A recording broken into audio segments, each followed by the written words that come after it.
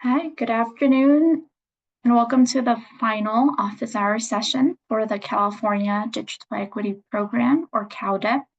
On behalf of the State of California and the Department of Technology, we thank you for being here. We will begin the meeting shortly, so please use the chat box to share your name, job title, and affiliated organization as more folks are coming in from our waiting room. And before we begin, a few housekeeping items. Next slide, please. This meeting is being recorded. Along with the recording, the presentation slides, the minutes, and transcript will be posted on our portal, and a member of our team will add the link to the chat. Office hours are public meetings and will be open to any potential applicant that chooses to join. So please note, CDT cannot answer questions that are specific to an individual applications during the open RFA period. CDT may also collect some questions not addressed live during the session and respond at a later date, subject to program policies. A link will be provided in the chat where you can expect answers to your questions to be posted. And for the viewing experience, please select side-by-side speaker mode. For Q&A, please use the Q&A box to type your questions. Please use the raise hand icon on Zoom or *9 if you're calling in by phone. Our team will elevate you and request that you come off mute or video. And next slide, please. In a moment, CDT's Office of Broadband and Digital Literacy's OBDL's Broadband Administrative Manager, James Spencer, will provide a welcome remarks and office hours overview. Mr. Alex Bond from Broadband Equity Partnership will provide a few updates of the California Digital Equity Program. OBDL's Access and Deployment Advisor, Maria Kelly, will facilitate Q&A, starting with briefly addressing some commonly received questions through office hour registration.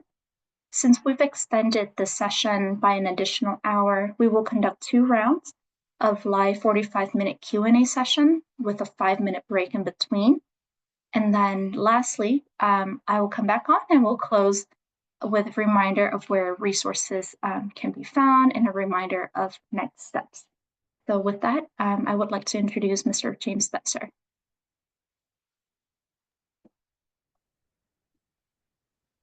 Thank you, Anne, and thank you, everybody.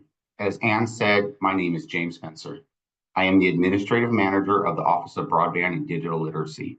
We're very pleased to have you join us for the second California Digital Equity Program Office Hours session. We specifically appreciate your partnership and engagement, and thank you for joining us today.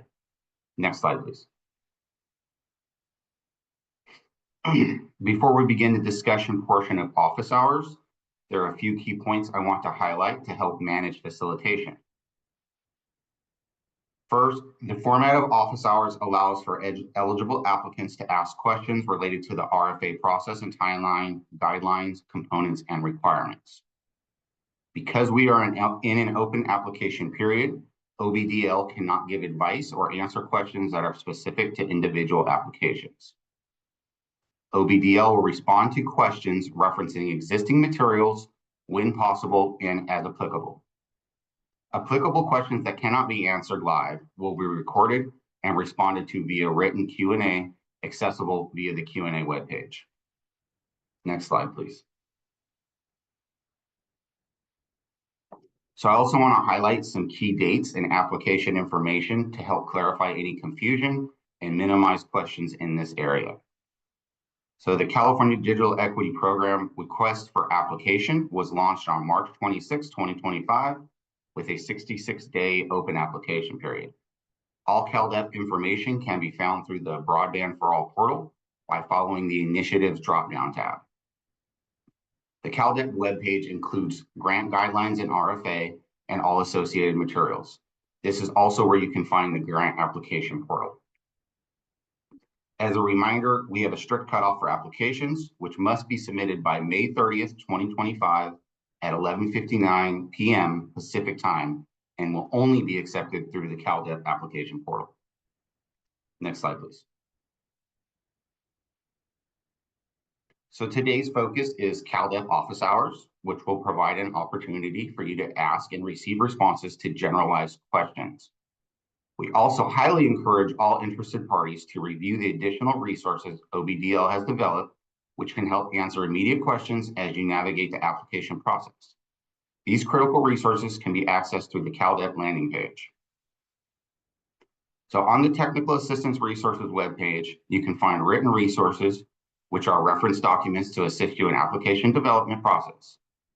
This includes application guidance and checklists, a one-pager with key information, and additional guidance on allowable costs and procurement requirements. I do want to note that we have recently added CalDEP funding track summary documents, which detail program requirements and details for model track 1 and track 2 applications. So also on the technical assistance resources page, you can find past event presentation materials, as well as pre-recorded video content on specific topics regarding the RFA and the application process. For Q&A, questions have been received through the CalDEP inbox, office hour registration, and live sessions. On the CalDEP Q&A page, we have responded to over 100 questions through 3 different release cycles. I do want to note that we appreciate the time entities have taken to submit questions. Many questions are similar or duplicative, so we are doing our best to summarize questions and provide general responses based on approved information, given that this is an open RFA period. So the final deadline to submit questions is on May 9th at 5 p.m. Pacific time. And lastly, the Partnership Coordination Resource is a tool for lead entities to find potential partners and for smaller or partner organizations to be found by lead organizations. So if you're an eligible entity and you're looking to amplify your partnership reach, participation is highly encouraged. I will now pass the spotlight to Alex, who will provide more information on CalDEP updates.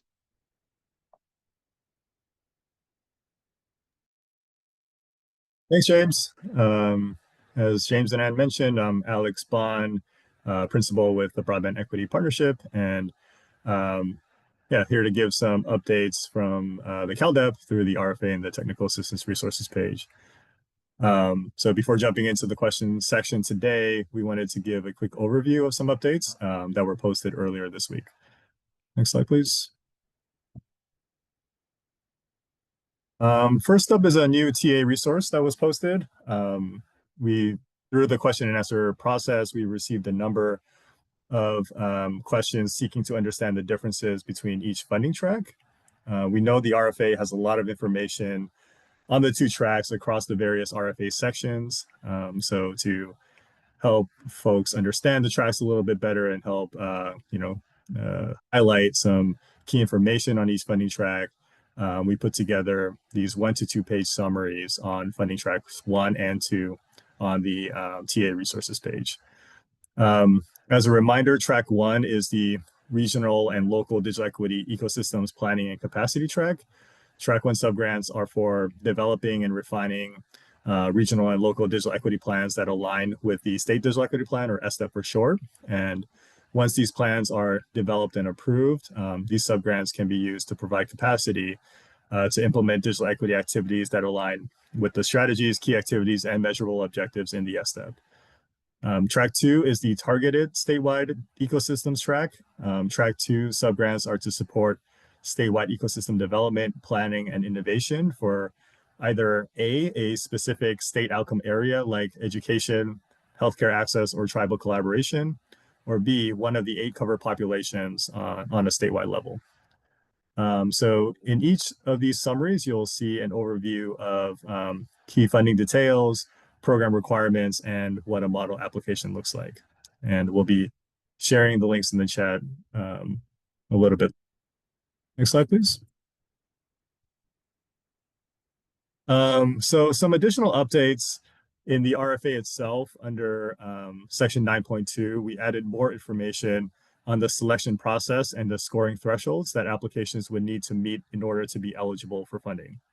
So first, there is a threshold for specific evaluation metrics that need to be met in order for applications to align with the design and spirit of each funding track. So for example, a track 1 application must score above 0 on evaluation metrics, including its plan for reaching covered populations within the county or region that it's applying for, and the lead applicant's experience with managing large initiatives and managing federal or state grants. For track 2, applications must score above 0 on evaluation metrics, including its justification for having a targeted statewide ecosystem, the benefits it will provide to cover populations in diverse regions of the state, and the robustness of partnership strategies that are presented through the application, including the diversity and statewide reach of partners and how the Track 2 applicant will coordinate with Track 1 subgrantees at the regional and local levels. In addition to these thresholds, applications must meet an overall scoring threshold of 70 points, which is similar to what NTIA used for their competitive grant process. One caveat is that this threshold is lower to 60 points for Track 1 applications in counties that are receiving the minimum funding allocation of $215,000. Finally, the last update that was made this week is to the allowable versus unallowable costs and activities TA resource. In this resource, we updated the supply section to clarify that smartphones are an allowable cost for subgrantee or second-tier subgrantee staff use only. However, because one of the objectives in the CalDEP is to reduce the percentage of Californians who rely solely on a smartphone to use the internet, smartphones are not an allowable expense as take-home computing devices to be distributed to program participants. So this is just a high-level summary. We encourage everyone to please review the CalDEP RFA page and the Technical Assistance Resources page to take a look at the full updated documents. And just one note about viewing the documents. If you viewed these documents before, your browser might have the older version of the documents cached or saved. So if you click on the link and you're not seeing an update timestamp of May 6, 2025, just refresh your screen, refresh your browser, and you should see it. So with that, I'd like to introduce OBDL's Access and Deployment Advisor, Maria Kelly, to help us facilitate Q&A. Thank you, Alex. Next slide, please. We'll start with the questions. We're going to start with our FAQs from our most recent office hours registration. I'm just going to walk through and read these to start. These are questions that we've received on multiple occasions and worth referencing. Also want to draw your attention that to check our Broadband for All portal and make sure that you can check and see all of our questions there. We're tracking everything and updating. We've updated on several occasions and we'll be updating again. So let's go through these. Are organizations allowed to submit more than one application? Organizations may be part of multiple applications as programmatic partners. However, organizations serving as lead applicants are allowed to submit only one application per funding track. A lead applicant for Track 1 can partner, and this I think goes to some of the questions we've been getting. You may partner with entities across multiple counties, whether those counties are contiguous or non-contiguous, to submit one application for multiple county funding allocations. If you have additional questions on any of these questions that we're answering, please drop them in the Q&A or drop them in chat and we'll go back again. What are the eligibility requirements for lead applicant and second-tier subgrantees? Both lead applicants and second-tier subgrantees for CalDEP must be located and operate in the state of California, have an active unique entity ID UEI, number assigned by SAM.gov, and an employer identification number, an EIN, assigned by the Internal Revenue Service, and belong to one of the federally defined eligible entity categories. Refer to Section 4 for eligible applications in the RFA for more information on subgrantee eligibility requirements. Next slide, please. Section 4 actually has a few questions, so we refer there several times. Do the roles of partners contributing letters of support and letters of intent to be specified at the time the letters are submitted? No. Per the RFA Section 4 eligible applicants, letters of support and LOIs allow for stakeholders to express general support or endorsement for the application and the applicant. A template can be found as part of the technical assistance resources, and we'll drop that link for you in chat, or you can find it on the Broadband for All portal and see a more detailed response in our Q&A page. Is a for-profit organization delivering workforce development programs eligible for CalDEP funding? Yes. However, a for-profit workforce development program may be ineligible for CalDEP funding if it charges members of a covered population for services intended to be provided by the CalDEP award. Please see RFA Section 7.2, Funding Restrictions.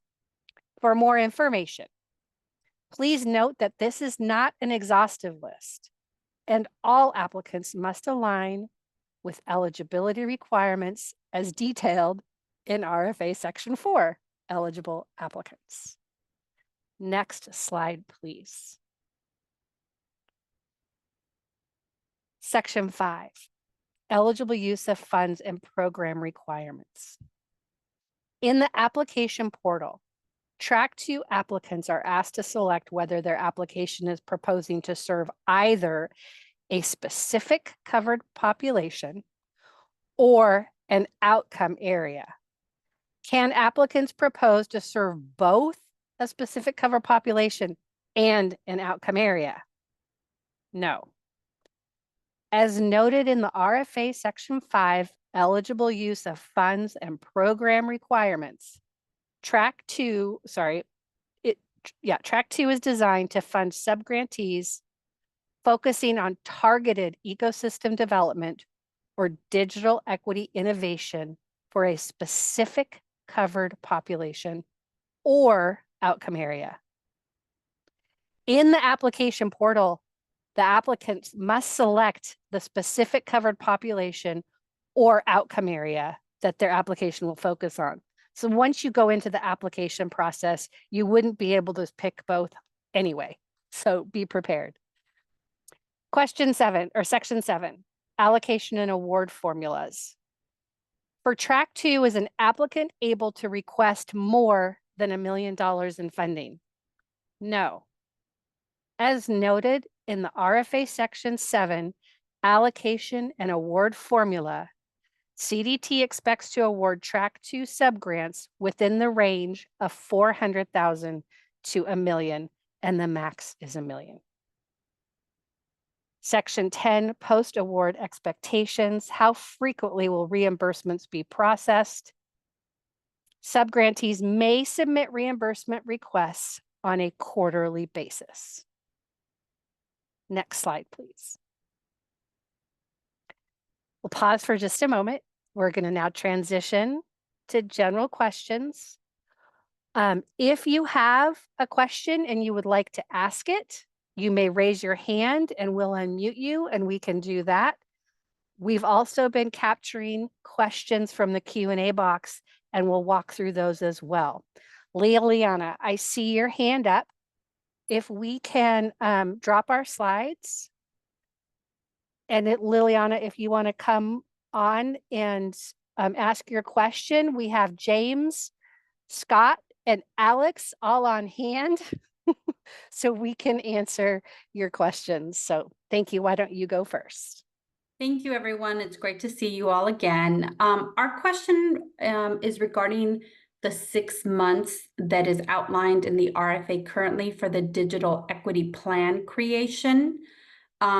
We anticipate, based on all of the data that we have, that awards are going to be like in the fall.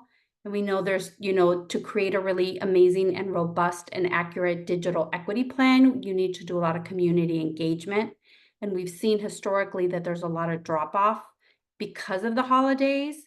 And so we're just wondering how hard set is that 6-month window?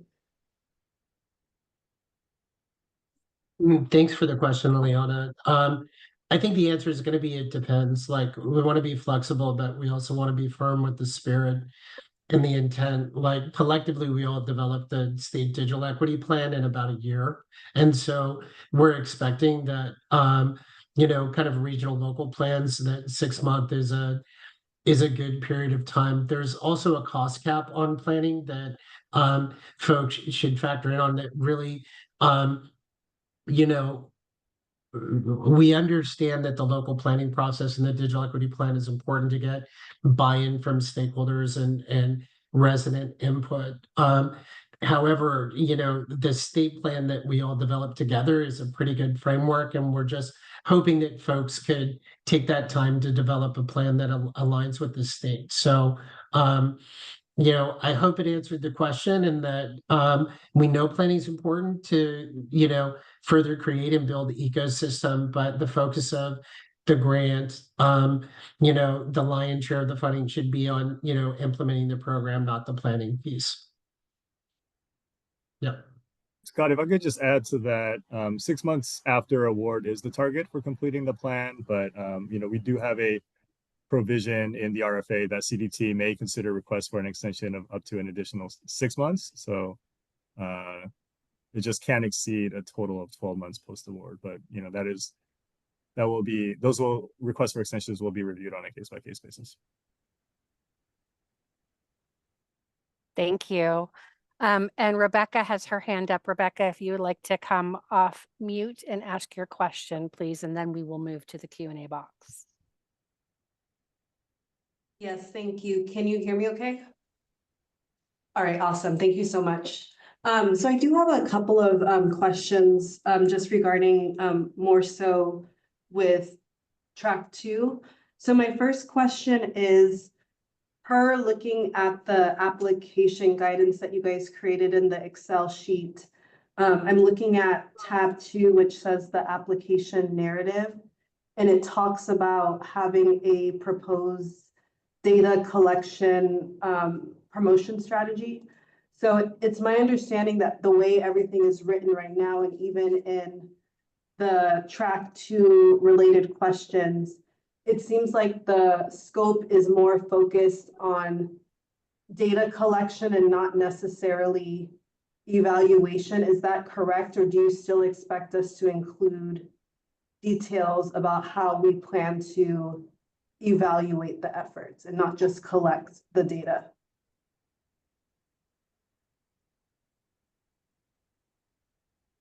Alex, you want to take that one?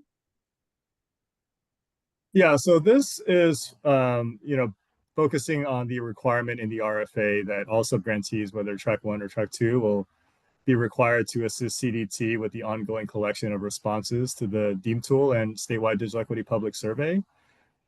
So, with that question, we want to see, what is the data collection promotion strategy that the subgrantee or the applicant is proposing to support these efforts, as well as the evaluation efforts that, CDT will lead. So we're not asking for individual evaluation plans. It's more of a data collection promotion strategy for how the applicant proposes to support these statewide efforts. Okay, thank you. So we're not expected to provide any details about evaluation. And the reason why I'm bringing that up is because I know for competitive, there was a huge component that focused on outcomes. So we had to tie back the outcomes to the evaluation. So just to confirm, we're not required to do that, correct?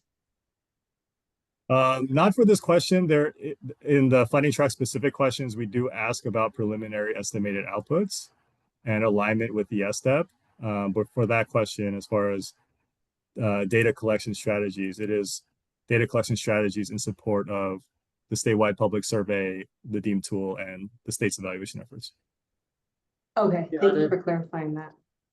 And I think one thing that I would add is looking at evaluation in terms of the effectiveness of, the programs funded by CalDEP and the State Digital Equity Capacity Grant. There will be, kind of evaluation tools that we will develop you know, in concert with subgrantees that will help gather both quantitative data on, you know, outcomes, but also qualitative data. But as Alex said, that's not a part of this question, and that's something that will be further outlined later after the post award.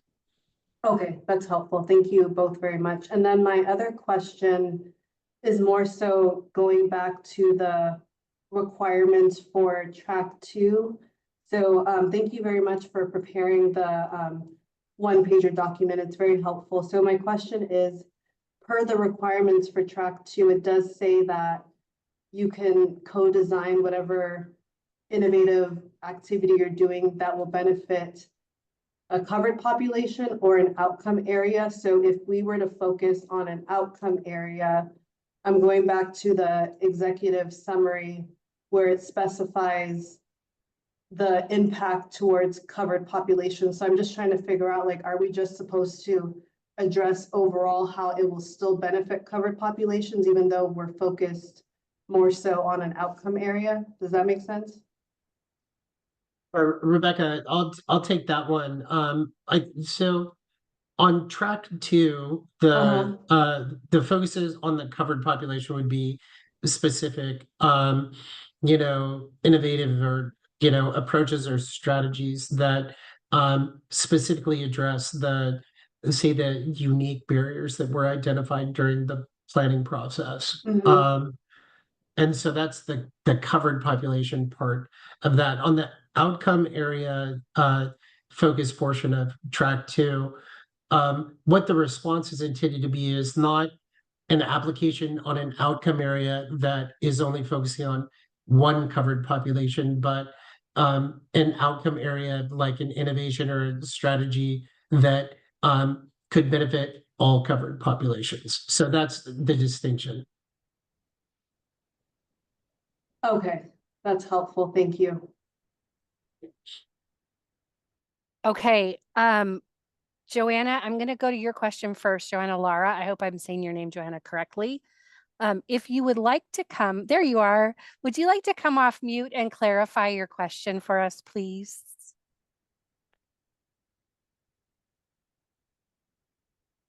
Can we unmute? There we go. Yeah, got it. Thank you guys so much. Yeah, so if this makes the difference, we are looking at applying under track 2, and as part of our outcomes, we're hoping to develop some new digital literacy resources and materials, and we want to share those with fellow anchor institutions. But in that partnership, there would not be the exchange of funding. So I'm wondering if under the partnership form, we would need to list those organizations as partners, or if we could identify those partners during the grant period.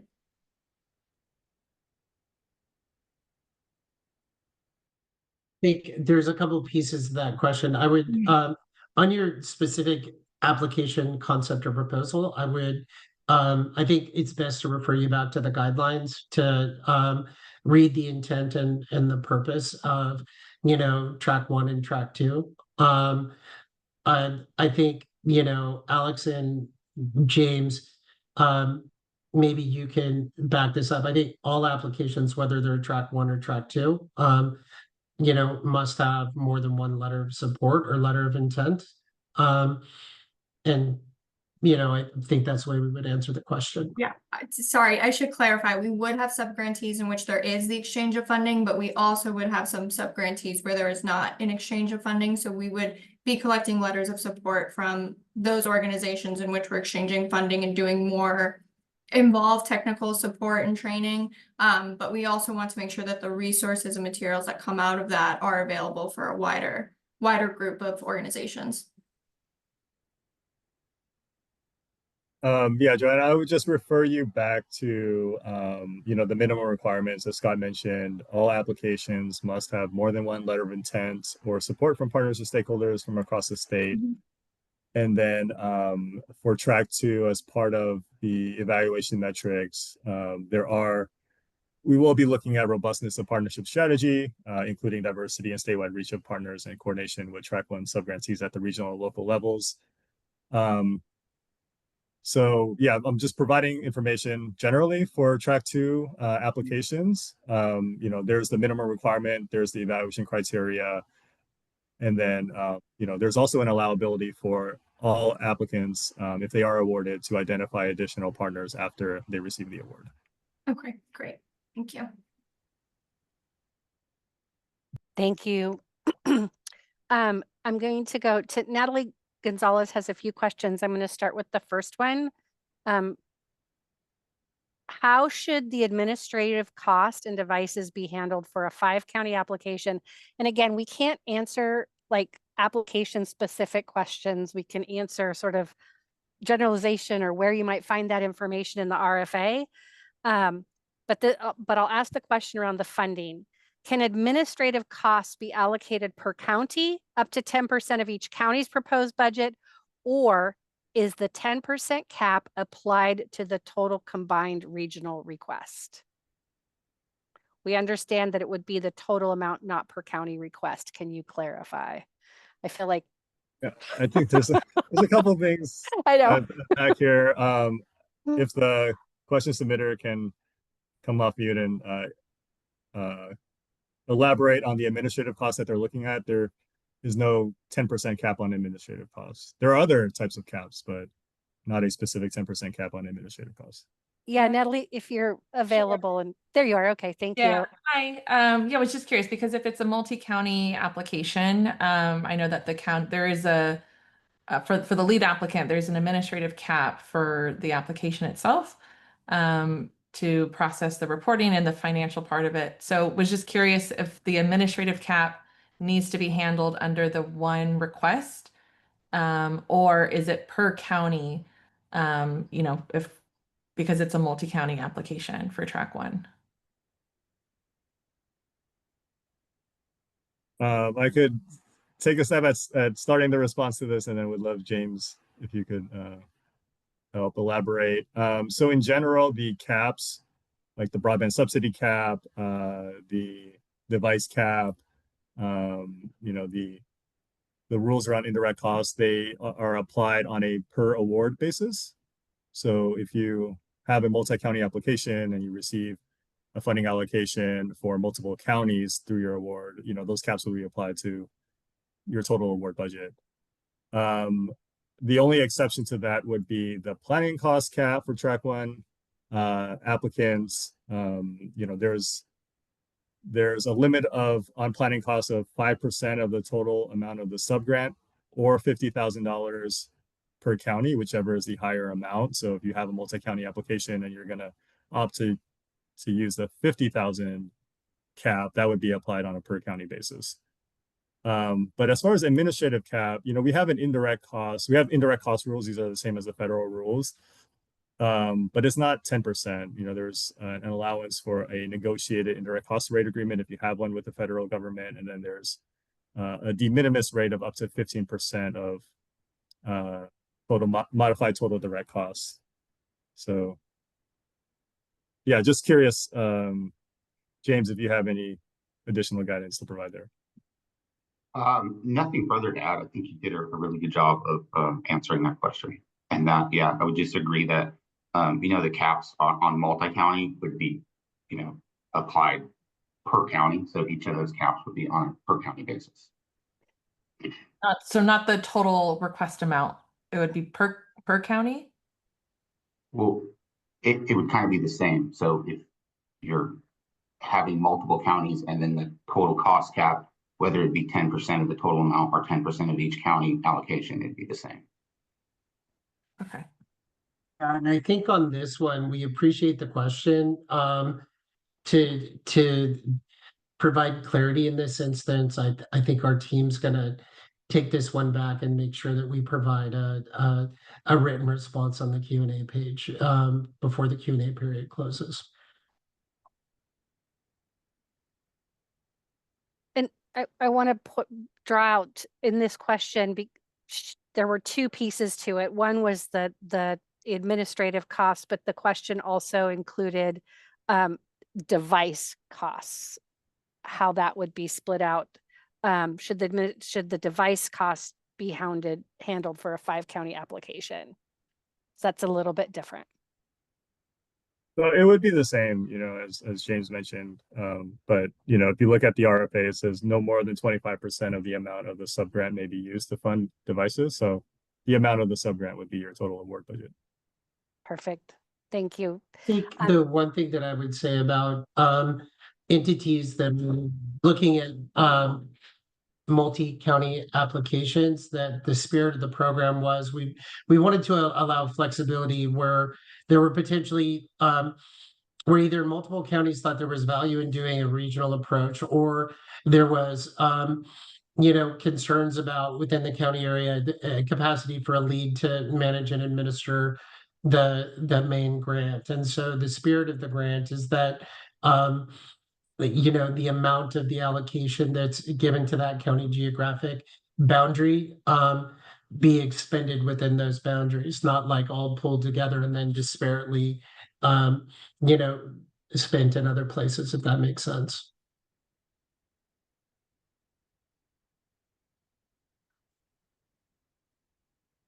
And I know we've answered this question a few times, and so, but worth clarifying.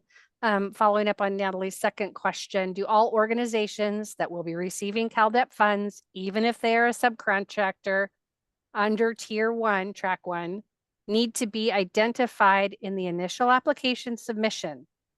Is it acceptable to list categories, types of partners, and finalize specific subgrantee post-award? James, you want to take that one? Yeah, great question. So while we do encourage as much information as you can provide upfront in your application, you do have the ability to find and determine partners or vendors and contractors after you've been awarded. And we have a similar question from Anonymous as a follow-up. So this is a question worth clarifying, but anonymous participant, I hope that answered your Track 2 question as well. Moving on to the next anonymous participant. Does the CDT have a preference on how the digital literacy training to be delivered to participants? Can it be delivered virtually, or does it need to be in person? We'll take that back, but I think our first response would be that the way we've designed the state digital equity capacity grant program in concert with the stakeholders over the last year, but also as part of the digital equity plan, is that there are some centralized services that CDT will provide to subgrantees, and a digital literacy assessment and training platform is one of those things, because that's one of the primary objectives of the grant. I think, there's flexibility for how subgrantees do the training, whether it's online or whether it's in person. We acknowledge that different members of covered populations would have different learning styles or different time constraints. I think the focus should be based on outcomes, which are empowering members of covered populations to increase and elevate their digital skills that could be measured in training modules taken and completed, and skills and competencies gained.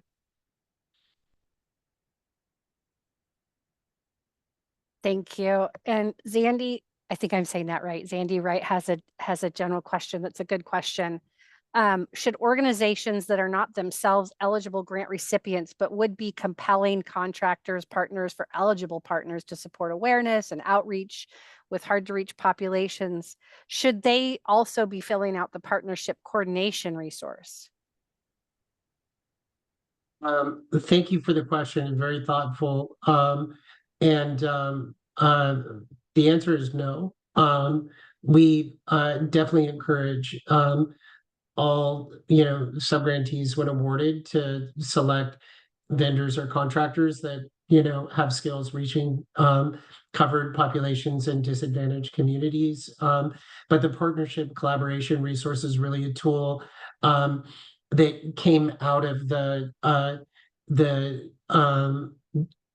state digital equity planning process, and the program design process, where folks had identified a need for, say, lead applicants and smaller, lesser known entities that would be the trusted messengers delivering the service to seek and find each other and go in on applications. Thank you, Scott. Again, clarification for track 1, Anonymous asks, do you have to serve all covered populations? This is for track 1, or can you select the populations that you will focus on? Who would like to answer that question? The answer is yes. Yes. Well, no, I'm sorry. No. You have to serve all covered populations. We realize that for track 1, the goal is to develop or refine a regional or local digital equity plan that aligns with the state digital equity plan, and helps to build out the ecosystem to address the barriers for all covered populations. And so highly encourage folks to read the RFA guidelines and the track requirements, that there has to be consideration of all covered populations. You can't just focus on one. Thank you, Scott. Again, a clarification from an anonymous participant. And again, always refer. Great, thank you for the questions, and also make sure to take some time to read the RFA. The question is, does a subcontractor under a track 2, and for clarification, folks are using tier 1 or tier 2. If I'm mistranslating that to track 1, track 2, please raise your hand. I'm trying to interpret some of these questions, so I'm making some assumptions. So if you're saying tier 1, tier 2, I'm looking at it as track 1, track 2. Does a subcontractor under track 2 partner need to have a sam.gov account? Yes. So all lead applicants and second tier subgrantees have to have a UEI and an IEN. Thank you, James. And I hope I'm interpreting that correctly. Yeah, and I wonder if there's and perhaps if the person can come on and speak to this. I'm wondering if it's referring to a subcontractor. We're talking about a vendor. And so does this say, do all vendors need to have sam.gov accounts also, James, or does that just apply to lead subgrantees and second tier subgrantees? So all contractors need to be in good standing, and then they would still have a UEI. But I don't know that it's a requirement that they have an EIN. Or I got that wrong. They would require to have an EIN, but not a requirement to have a UEI. Excuse me. Team, can we take this one back and provide a written comment on the Q&A? Yeah, we'll make sure we clarify, because again, that's the flag, is that if it's a contractor versus a track 1 or track 2, but if you're a contractor, regardless under track 1 or track 2, and maybe that's what we can provide a clarification for, what a subcontractor is required to have under a tier 2 partner. Yeah, we'll work on that one. But in the meantime, if you have a clarification for your question, please feel free to drop it in to chat. I'm going to go back to, someone had their hand raised, but they took it down. All right, we'll just keep going on with our questions in the Q&A. Is it acceptable for an application to initially identify 1 or 2 second tier subgrantees and then designate additional second tier subgrantees after awards are made? If acceptable, how should we answer this question on the application? Do you expect any partners or second tier subgrantees to be identified after the application is submitted? The person for the question, I do believe we already answered this earlier, but James or Alex, do you want to answer this one again? Yeah, I can. So, well, definitely, as Alex said earlier, the requirement is to have at least 1 letter of intent and letter of support. So that would be like the bare minimum. And then beyond that, yes, you can still select second tier and vendor contractors after you've been awarded and after a plan has been created for track one. And I know this question has come up several times in different iterations, like we're asking the same question in different ways. Maybe it would be helpful, where would be the place within the RFA that, or the guidelines or the documentation that we have online that would be most helpful for this person to go back to and look? Or is there multiple sections?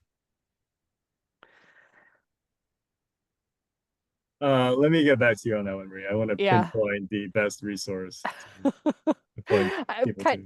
That's not really fair of me to do that either. I apologize, but it's all blended in there. The information's there. But again, we have this question and we've addressed it in different ways, but this was asked differently. So,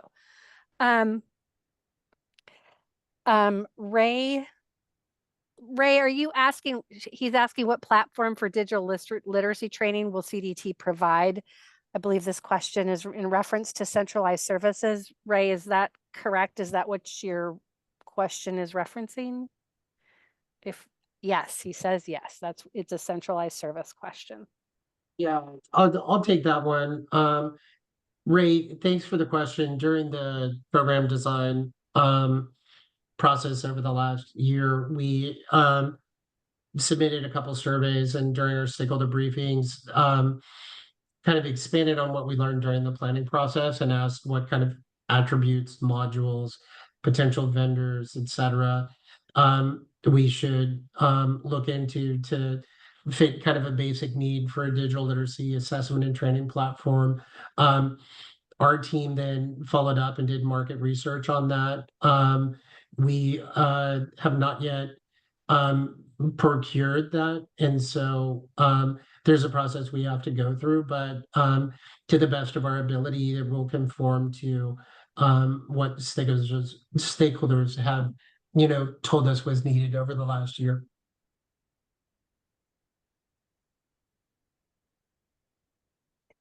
I need just a moment to catch up where we are on our questions. Rebecca is asking how many letters of support are needed for track 2. I think we answered that early on, but can we cover this one more time, please? So the minimum requirement is more than one letter of intent or support for both tracks 1 and 2. Just depends on the scope, right? For track 1, you need to have more than one letter of intent or support from partners or stakeholders from the counties or region that you are applying for. For track 2, these letters need to be coming from partners or stakeholders from across the state. So that's the minimum, but there's also, again, scoring criteria related to, your ability to demonstrate support from the statewide digital equity ecosystem through these letters. So if you have more letters and you're able to demonstrate more support, that will be looked at during the scoring process. Alex, the other thing that I would point out is that for track 2, there's also another portion of the scoring criteria about creating a plan to coordinate and align with and support the efforts of the track 1 subgrantees as well. Thank you, Scott. That's a perfect segue, and I missed a question going back in sequential and timing. This is a theory. Can you provide a bit more detail on how track 2 applicants will be encouraged to coordinate with track 1 applicants? And this may take more time for us to develop a response, or are we comfortable responding? We can respond. The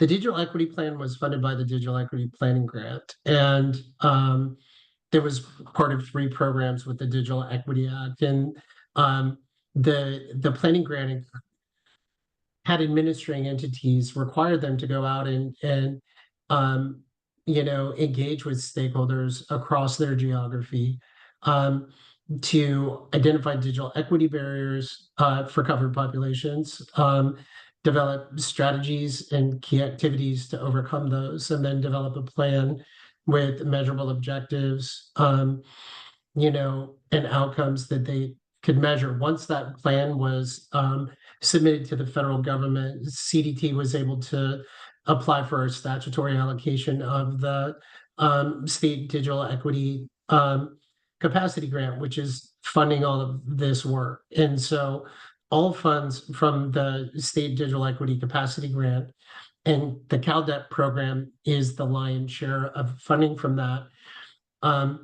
needs to be focused on helping to implement the state digital equity plan at the local level. And so the two funding tracks were developed in the CalDEP program first to acknowledge that that as extensive as the statewide planning process was, that there was value and a need to support local, like regional, countywide, local folks to do additional planning and build out their ecosystem and align on how they would utilize the funds that implement their plans locally that support achievement of the goals of the state digital equity plan.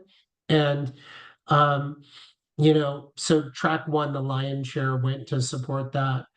However, the NTIA was very clear that beyond overcoming those main digital equity barriers for covered populations, that the states need to be focused on outcomes on key policy priority areas. And at the top of the meeting today, Alex mentioned those: education, healthcare access, economic or workforce and economic development, essential services and accessibility, tribal collaboration, et cetera. And so we wanted to make sure that we allocated some portion of funding that was focusing on those outcomes, and that credible statewide entities could come in and utilize funding to develop and provide programmatic resources to some more support achievement of those outcomes. And it's fully intended that those folks would work with the lead subgrantees in track one and their subgrantees. Thank Can I you. just, Yeah. Maria, just add something to that? That is a question for track two applicants, right? We are asking you to describe how you will support, coordinate, and share best practices with track one subgrantees. So we can share that it is a requirement, and Scott provided the rationale behind it, but part of your application will be to provide your plan for how you're going to do that. Following up on that, there is another question in chat regarding Ryan, I think Ryan Minier from Tone Consulting. In the FAQ, there is a reference to a digital equity template. Is this digital equity template currently available online? And I'm wondering if he's referencing a template for a digital equity plan, or what template?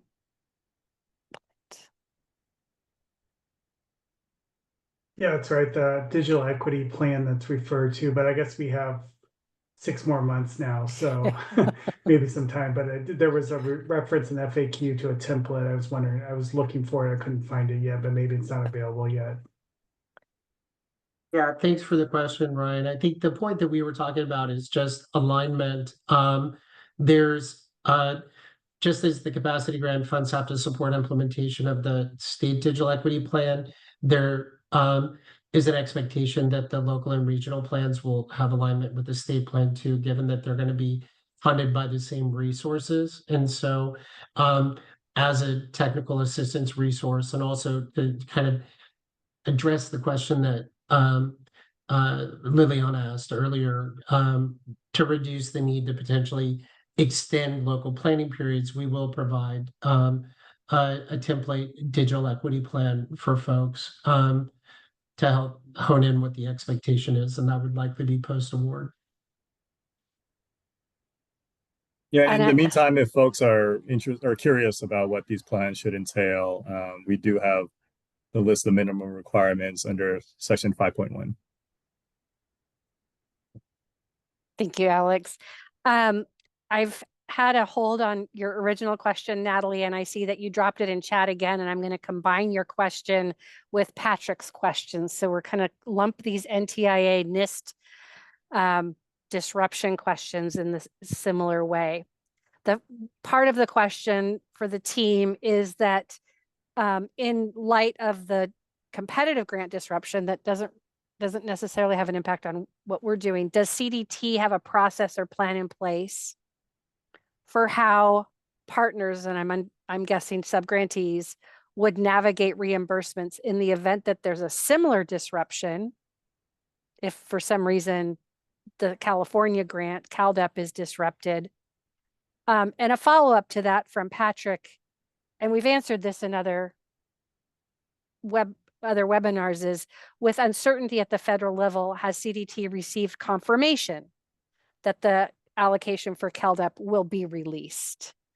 So those will probably be answered separately, but I'm lumping sort of the federal questions and the NTIA NIST questions together, and I can break that up if that's not helpful. I think that's all right. We would detangle we can't comment on the competitive grants, because that's a different pool. And I think NTIA is, the correct person to talk about that. We are monitoring the situation and understand that the state needs as many resources as possible, to do this work. And there was a lot of coordination between all of us, to align those competitive grant applications to the state digital equity plan. On the federal uncertainty, what we can say is that we're in a slightly different situation than the competitive grants, and that we have an obligated contract award with the federal government for the funds. Thus far, we're very encouraged that we have every indication that they've been honoring their commitment to fund that.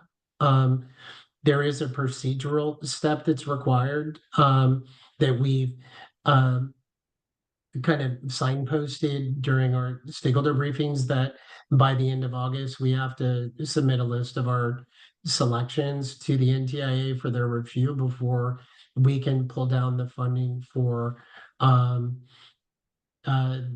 CalDEP awards. And I just think right now we're like others, we're aware of, we're monitoring the situation, and we really can't speculate on what the administration may or may not do. Thank you, Scott. Hopefully, Natalie and Patrick, that has answered your questions.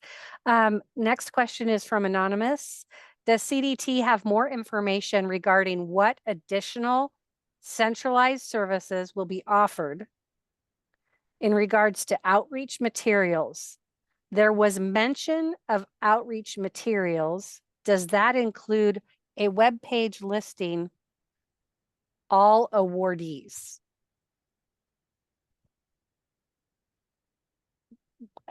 I guess would we list the awardees on our Broadband for All portal? I think that's the summary of the question. Yeah, well, I think there's a couple things. We did in the digital equity plan and in the RFA, we did talk about the centralized services that CDT may provide, including the digital literacy assessment and training platform, the workforce development hub, the digital equity ecosystem mapping tool, the digital equity survey. Certainly, what came out of the planning process was using our centralized resources to develop customizable, translated outreach and campaign materials that would be posted, developed, later on and posted online and made available to subgrantees. And certainly the Broadband for All portal, which is really the hub of information which we would share, would be the likely place for all of those things, some of those things to be. Thank you, Scott. Next, Anonymous in Q&A, and this is the last question that we have in Q&A, and we're approaching almost our 3 o'clock potential 5-minute break, and we're covering all our questions. So you'll have 5 minutes or more to come up with more questions for us. Will applications for the entire performance period until August 31st, 2029 have an advantage over applications that propose a different, shorter period of performance?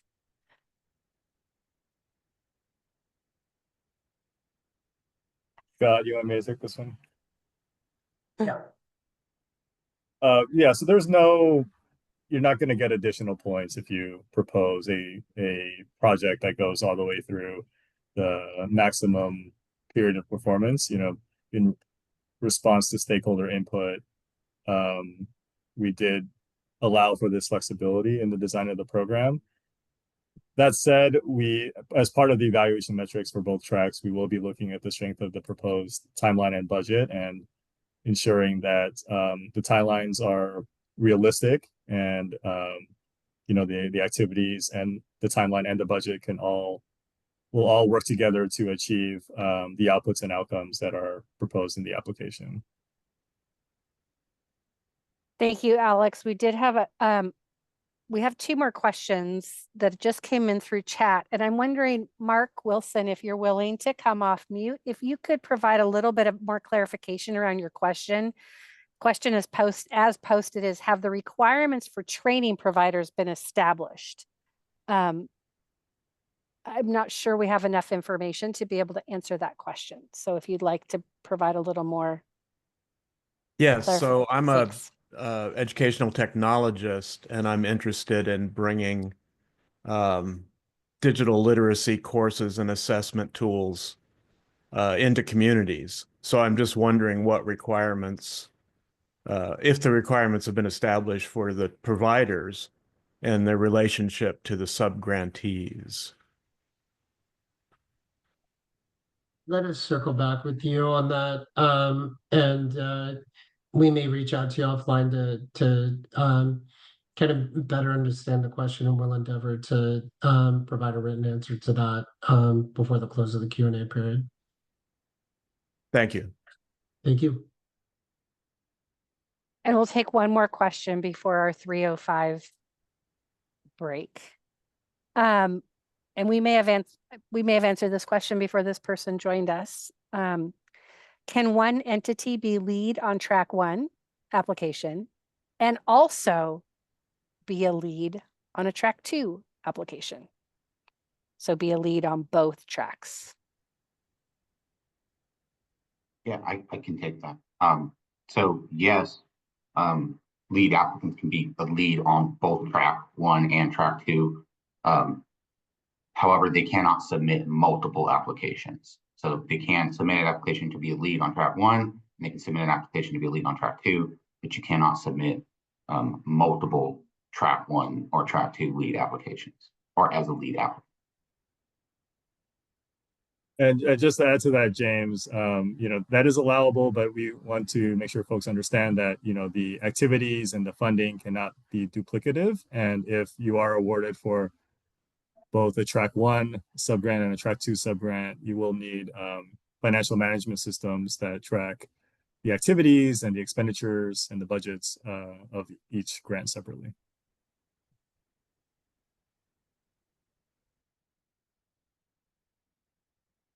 All right, we're doing so well. Okay, now we have 2 minutes and there's one more question that's popped up, and I think we can do this. Track 1, great start, Anonymous, for identifying the track. If there are competing applications for both counties, will CDT evaluate each county independently and allow funding to be awarded for one county, even if a different application is selected for the other? That makes sense? There's a little more context that can be provided. Is it if there are competing applications for more than one county? Is that I think what the way I'm interpreting this is, if there's an applicant, so say an applicant is asking for a regional application, they're putting in a regional application for multiple counties. If there's a competing application for similar counties and there's some sort of overlap from another organization, does that mean that the first applicant, maybe they're the best for the 2 of the 3 or the 3 of the 4 counties, and the other person gets to peel off one of those counties? Does that negate that entire first applicant?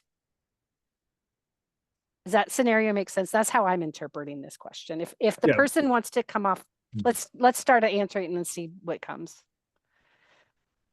Yeah, we have a section of the RFA dedicated to this. It's in section 9.2, the review process. Under track 1, overlapping applications, just the principle is we want to select the best application for a given county.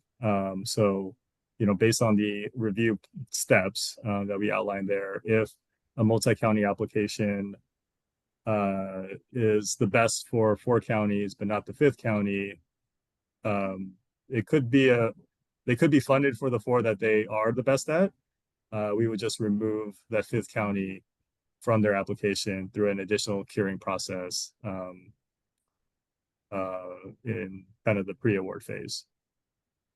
So it's not all or nothing. If you apply for 5 counties and you're really good at 4, but not the 5th, or there's a better application for the 5th, it's not like we're going to cancel your entire application. There will be an additional curing process to remove that county from your application and award you for the remainder. Does that make sense? I'm Yes. seeing a lot of blank. I think we've interpreted that correctly. And if the person would like to follow up via chat or via the Q&A box, and if that didn't answer your question, please do. We did set aside a 5-minute break. So we are going to take a short break, and you can continue to populate with questions. We have one queued that we can follow up with when we come back. Even if you choose to leave and you don't want to hang out, we are keeping our office hours open for a bit. And so there's no rush, but we would like to take a brief break to grab a drink of water and run to the restroom. So we'll be back shortly.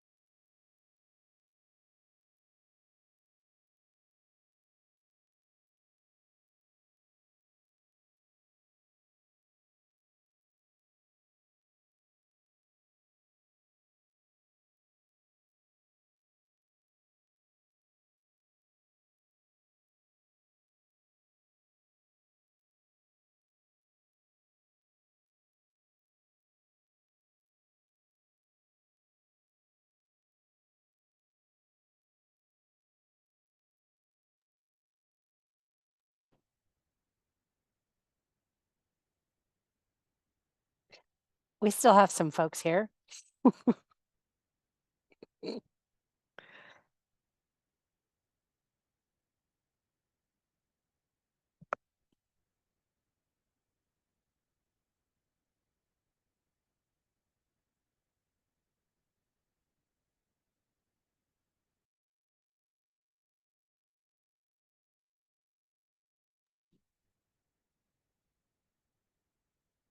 There's James.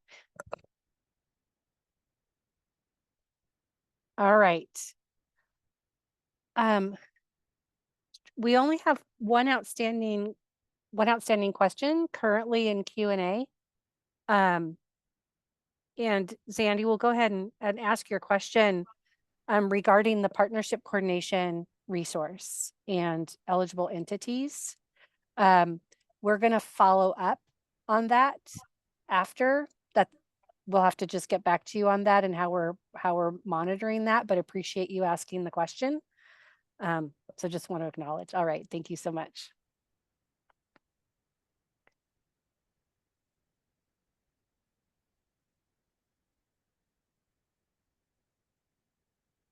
And we don't have anything sitting waiting for us. If anybody wants to ask a follow-up question or a clarifying question, we're happy to do that.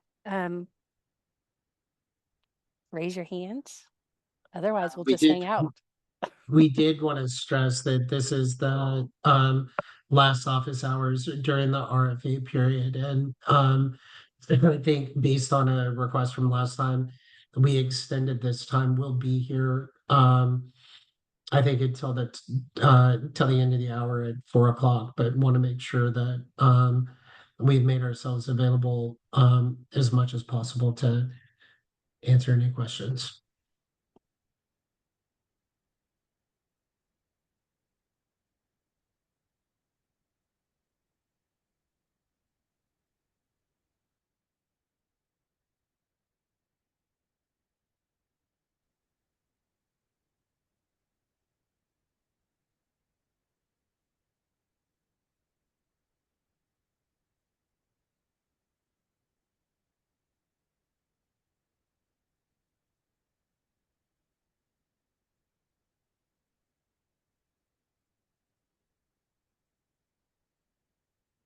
We could go back and start over.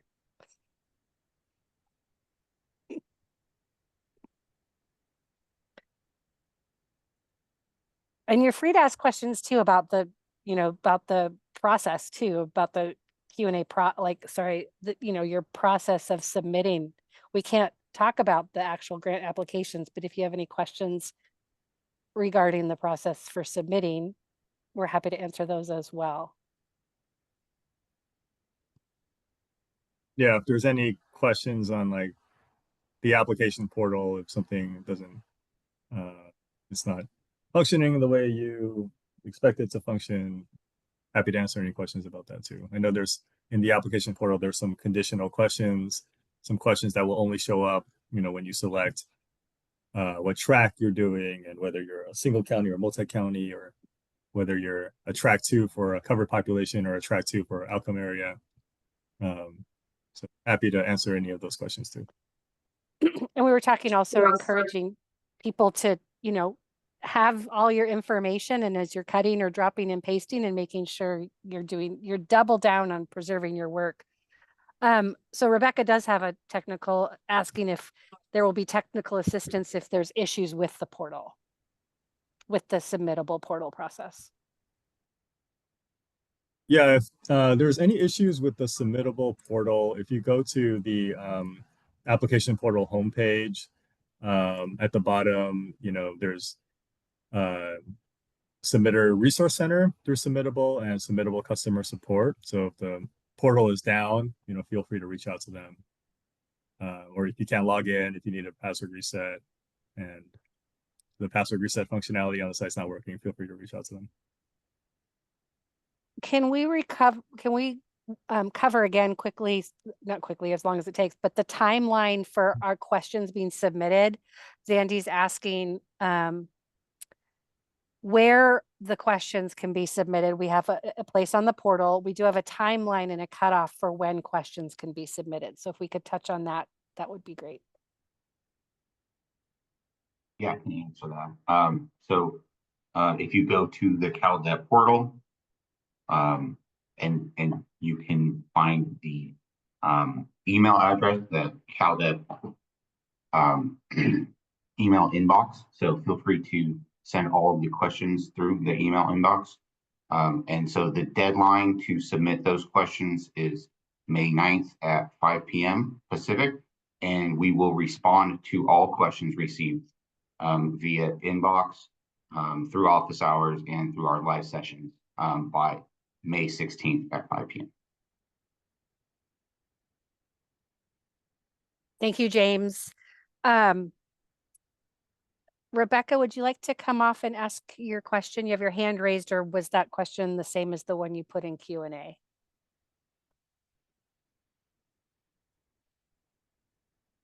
You can unmute and let us know. That'd be great.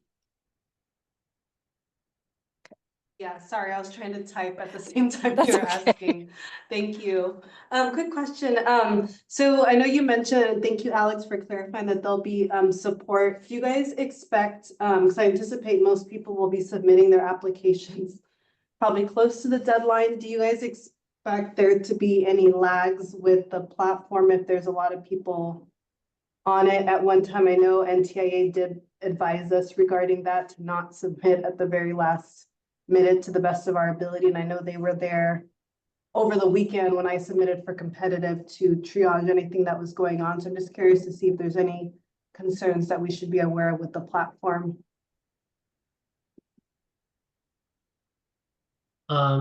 Rebecca, thanks for asking the question. We can circle back with you on that. I think NTIA was dealing with a higher volume than we'll be dealing with. I think broadly, Okay. Don't have a sense of when folks are gonna submit their completed applications. It's always helpful to get them in as early as folks can, and based on other things, we know folks are busy and sometimes things come in at the deadline. But what we will do is have our technical assistance team work with our grants portal team and ask that question and get some guidance and prep on the back end. And we'll probably circle back and have a written response to that question on the Q&A page. Okay, thank you. And then in terms of after applications are submitted, do you guys anticipate also doing a curing process for those that have submitted applications? So reaching back to the AR and making sure that that person is available to answer any questions within a given time frame? Yeah, if you look in the section 9 that covers the selection and review process, we do mention that there may be opportunities to cure their application or request a cure applications to address any inconsistencies or ambiguities. And the applicant will be given up to 7 calendar days to submit information responsive to the feedback provided by CDT, unless CDT extends that period. So just make sure everyone puts down a contact email for someone who's not going to take vacation for a couple of months after they submit their application. They'll be around to answer and respond to any requests for curing if they come up. Okay, and is it only the AR that can respond?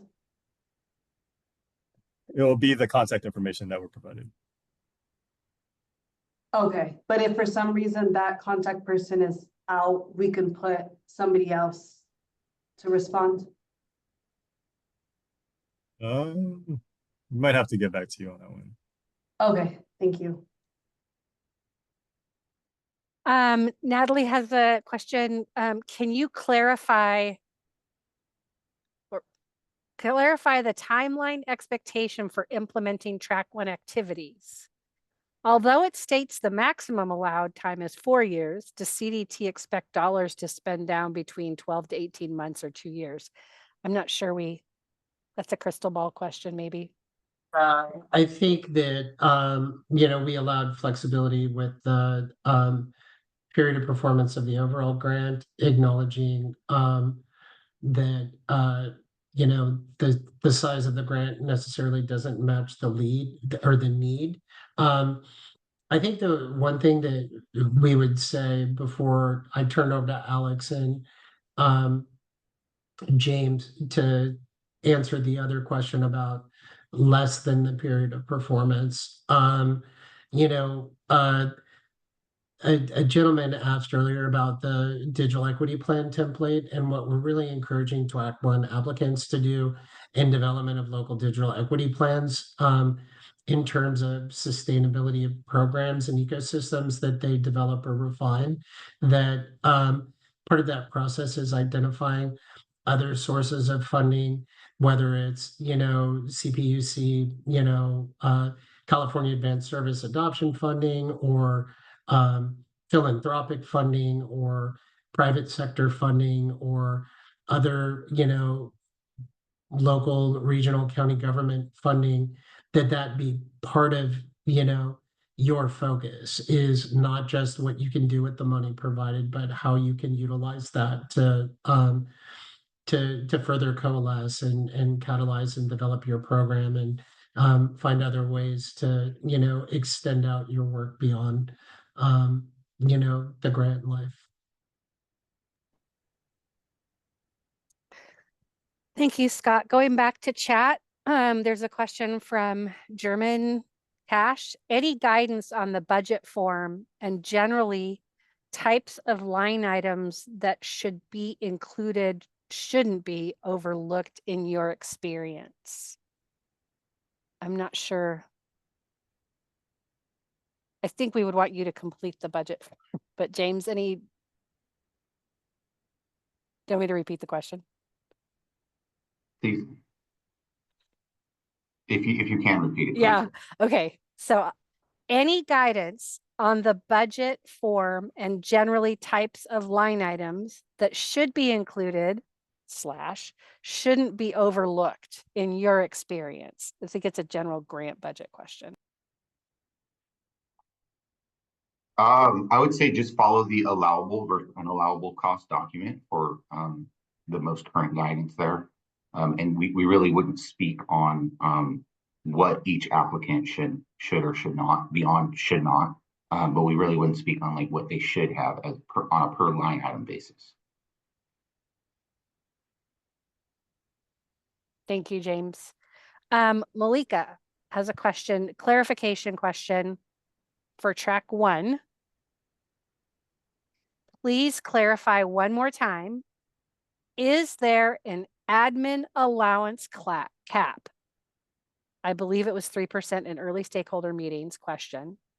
Or does this budget line refer to allowable indirect costs and the de minimis rate, federal approved rate question? There's no 3% or 10% administrative cost cap. There was one in the public comment version, but you know, through the revisions based on stakeholder input, that has been removed. We do have the indirect cost rules, and yeah, all the funding prohibitions can be viewed in section 7.2 of the RFA. So you can see the rules around indirect costs, the cost caps that we do have, including device cost cap, broadband subsidy cap, and the planning cost cap. But there is no overall cost cap on administrative costs. And that segues into a question from Patrick again on cost caps, subsidy caps. Do the monthly hotspot data costs fall under the 10% broadband subsidy cap? It does. All right, Patrick, we've got your answer. Thank you for segueing those together.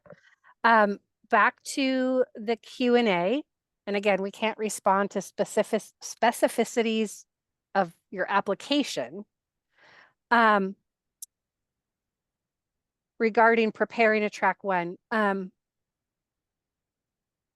When responding to questions that request specifics for each county, example, please describe local digital equity planning activities and timeline for completion. Is it acceptable to group counties together if we anticipate using a similar approach? I'm interpreting that, can the digital equity plan, and maybe this person needs to come off. Are you asking, can the plans be lumped together so you have a multi-county digital equity plan? Is that the question? I think it would be helpful if the person's willing and able to come online and further Yeah. clarify. I'm looking at that question right now. Preparing a large, okay, it looks like Maria, I think you got Darren Marlowe. Darren, is that your question? If you could go off mute and clarify Yes, it for is. us, that'd be great. Oh, Thank you. yeah, I'm very sorry. That's okay. I guess what I was trying to get at is, would you like us to prioritize having a unique answer for each county at maybe the expense of having less detail, or would you prefer if we have sort of an idea for going through the planning process similarly with a group of counties, if it's okay to just group that under one answer and provide more detail about that process? I think here would be a macro question for multi-county applications. This is kind of, you know, we had responded to this on the county geographic allocations, is that the intent is if multiple counties go in together or an applicant goes in for multiple county allocations, that one of the outputs is at least a county level, a new county level digital equity plan or a revised one that aligns with the state plan. If utilizing the same kind of process and methodology to develop those counts for multiple county allocations and a regional approach, I think that makes sense. I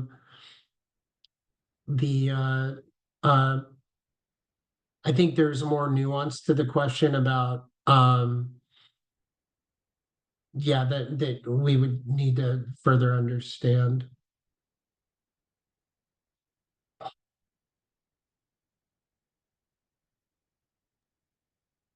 Okay, yeah, no, that totally makes sense. Thank you. I guess I do like sort of, I'm more asking about like for the actual application narrative components, if it's acceptable to group some of the answers, or have some of the answers contain similar details for multiple counties. I don't know if that's making any sense at all. I'm sorry, this is kind of a weird question. No, I think it makes sense. I think I'm understanding. And we may need to follow up as well. I think, and correct me if I'm wrong, you're asking if details are going to be similar across several counties. Is that okay? Is that too simplifying it too much? Yeah. I believe Darren, I think here's the suggestion. We have said we will for entities that develop multi-county applications, and those who are awarded, there will be a template, you know, digital equity plan that folks can follow. It's our expectation that, given there needs to be alignment with these regional and local plans with the state plan, that there's going to be a lot of similarities between them.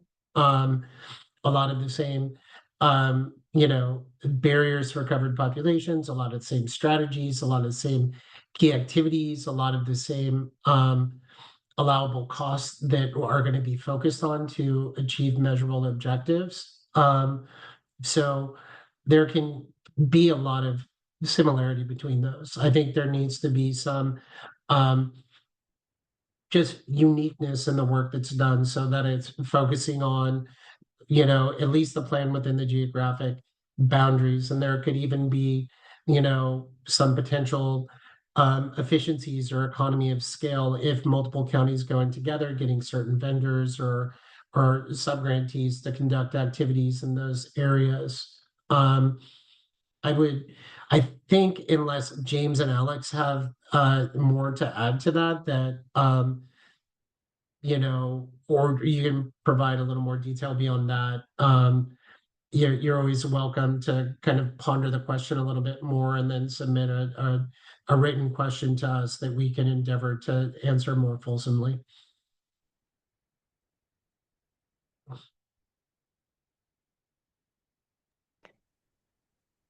Okay, Natalie has another clarifying question. So to clarify, having additional mentions of supplemental funding included in the application would be good to include to maximize the sustainability of programs and services. Should we ask for clarification? Would you like me to read it again?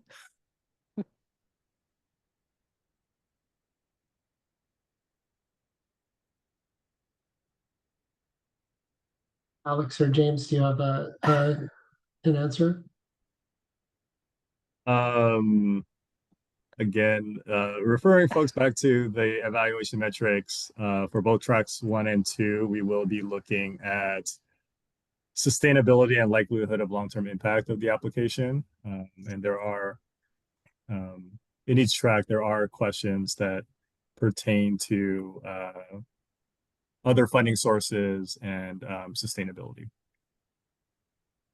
I will add that while you can add that to your application, supplemental funding should not be included in any form of the budget.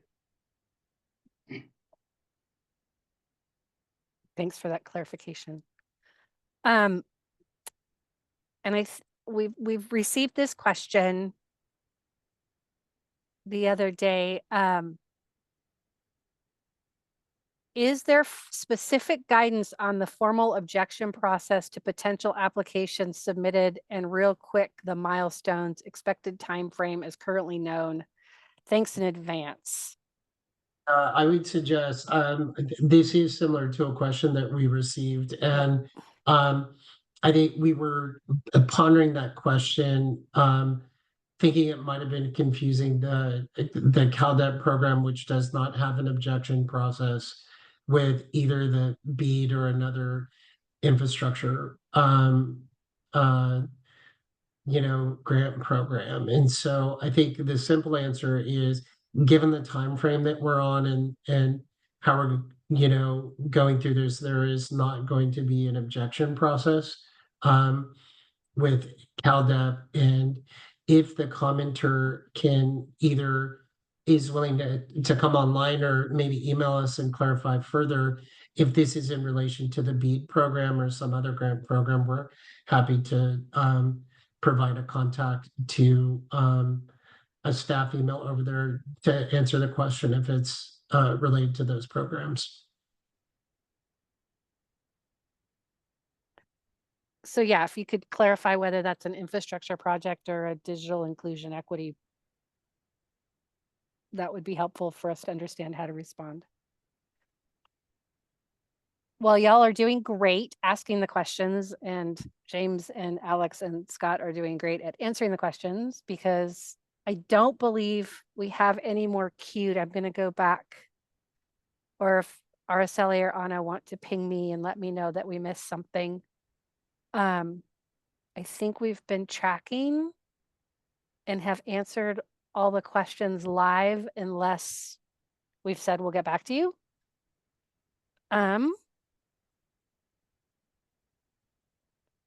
No new questions. All right, we are all caught up, and we still have a lot of folks here. So of all the folks here, if you would like to raise your hand or type another question, we're happy to take any additional questions.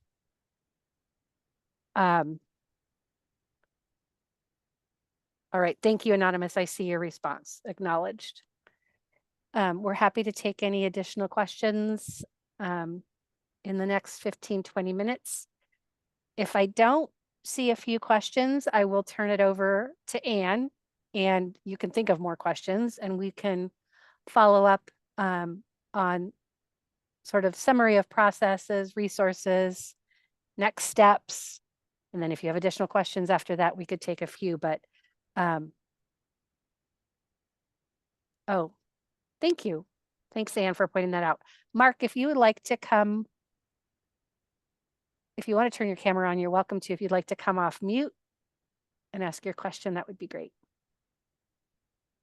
Okay, just to follow up. So I work as a consultant, so I'm not in a position to apply for a grant. So my interest as an educational technologist in coming to this office hours is to understand the process and then hopefully learn how to reach out to grantees or sub-grantees and offer consulting services in digital literacy, which is what I do. And so that was my question, is have those requirements for, I guess, not a sub-grantee, but for consultants, I guess, or people offering services to grantees, have those requirements been established, or how do I identify, what I need to provide them with to come under the grant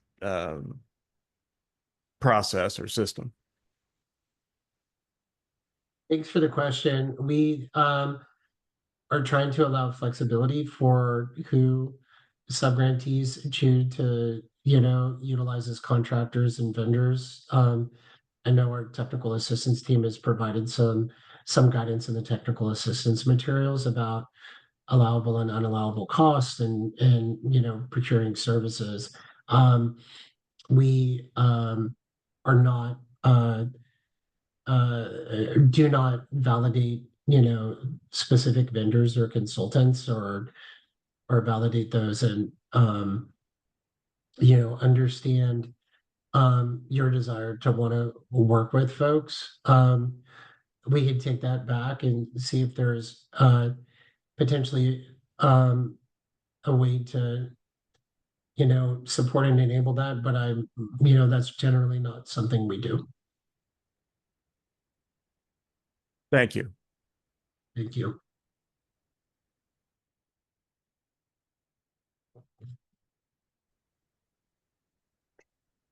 And Mark, I'm not sure if you have the question. If you could submit or if the anonymous participation could please submit this last question sitting in Q&A to our CalDEP email, that would be helpful. I'm not sure. I'm not sure how, or Scott or Alec or James, I'm not sure that's a question that we can respond to that's sitting in Q&A. It's again around objection process. I'm not sure we can continue that discussion. I think that we did say that the CalDEP process does not have a formal objection process. And I think, Maria, your suggestion is important if there's a further, add-on question that the individual would like to ask us via the CalDEP email. Beyond the initial answer, we're happy to entertain whether or not we can provide more context for that. And acknowledging that we'll have an extensive review process by California Department of Technology of applications. So I'm not sure how to respond to that. And that is all. Anne, would you like to, again, people may jump. Oh, nope, one more. Marie, and then we're going to go to you, Anne. Oh, nope, go ahead, Anne. This one's to me and I'll pop it into chat. So go ahead. I'm going to bring Anne back to go over process, resources, and Sounds good. Thanks, Maria. And yes, welcome folks to add questions in the Q&A or the chat still. Let's go to my slide, Christian. Perfect. Yep, that one. Thank you. And so in closing, I know we still have some time, but in closing, here are 3 slides for folks to keep in mind of our Q&A process. As you've heard throughout the office hours, the Q&A process allows potential applicants to ask questions regarding the RFA process and timeline, guidelines, application components, and requirements. OBDL cannot give advice or answer questions that are specific to individual applications. So if you have been visiting our Q&A website, you've seen how we have potentially generalized the questions and posted on the Q&A page. If it isn't 100% like your question, please try to look for the ones because there are many questions coming in that are very similar. So let us know if you can find it, and then OBDL will respond to questions with reference to existing materials as applicable, as Alex have done throughout this office hour. Answers will be posted on a rolling basis no later than May 16, so that's next Friday. But as you've heard from James, our deadline for interested applicants to send question is actually this Friday, May 9th by 5 p.m. So please do so if you haven't already. Yeah, and with that, we also want to let you know that every time the Q&A page is updated, CDT sent out an email notification letting folks know that new Q&As are posted. So keep an eye out for those. And yeah, next slide, please. All right, summary of resources. So I know throughout we've been adding links in the chat to make sure that you're getting to our CalDEP resources, but just a quick overview here. The QR code will lead you to our homepage, the CalDEP overview page. On there, you'll find related links to the grant guidelines and RFA, the technical assistant resources, the Q&A, the partnership coordination resource, and also the application portal. Changes that Alex mentioned earlier that were updated this week, including section 9.2 review process and the addenda, section 13.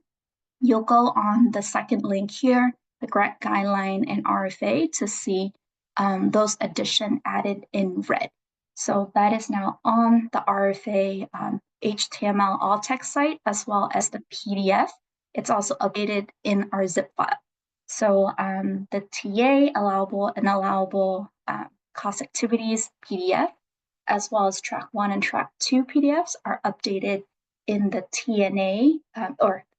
the CalDEP TA resources page. So those can be found there as well. Again, if you are seeing the old file, just hit refresh on your browser to clear the cache and you'll be able to see the new page. And with that, last slide, please. Potentially second to last, actually. For RFA next step, here are some steps we're highly encouraging you all to take. First, review CalDEP web pages. As I mentioned, the TA resources on our Broadband for All portal. Next, please thoroughly read the grant guidelines and RFA. As James mentioned, enter your information in the partnership coordination resource. It is optional. However, it is a great tool to connect and partner on an application. After you've done all 3 and you still have questions, feel free to visit the CalDEP Q&A page to see if any of your questions has been asked. And if they're still not answered, feel free to send us questions to our CalDEP inbox, which is our caldep@state.ca.gov by this Friday, May 9th at 5 p.m. And of course, the big deadline that we're all seeing here is submit your application no later than May 30th, midnight, so 11:59 p.m.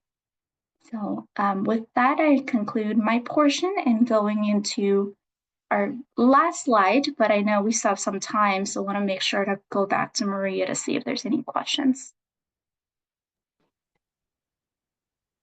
We just have one more open question, and I think it's a good one probably for James or Alex.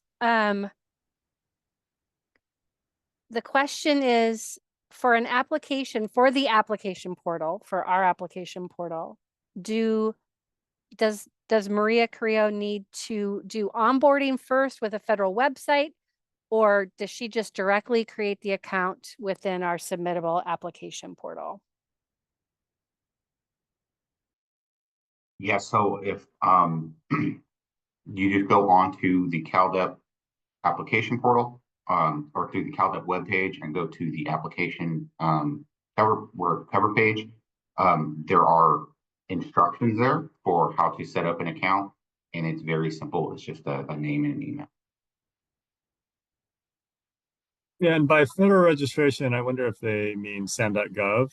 You will need to have you need to be registered through SAM.gov and have an active UEI in order to apply, and that will be part of the application after you register and sign in, as James mentioned, to our application portal. And Maria does work for a school district, so it's probably likely that you have one, Maria, already. So, and that is all.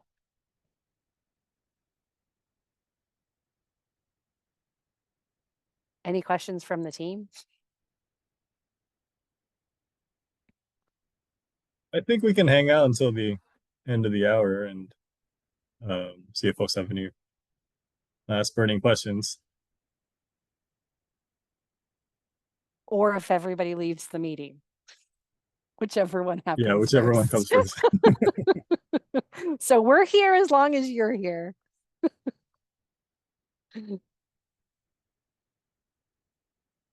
I think we'll wait another minute and just want to thank everyone for their partnership, interest in the program. We hope we've been able to be informative and answer questions. We're really excited to see applications and to move forward on to the next step.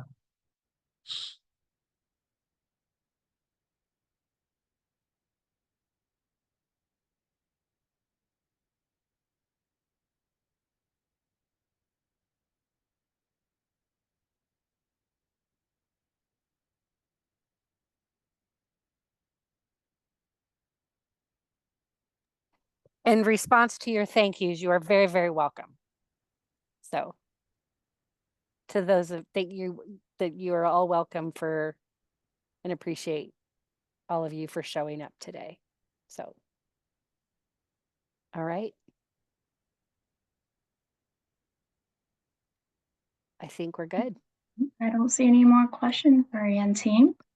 Nope. Thank you all for joining us in both Office Hour 1 and Office Hour 2, staying the 2 full hours with us. Hope we answer all your questions, and looking forward to seeing you next time. Bye, all. Take care.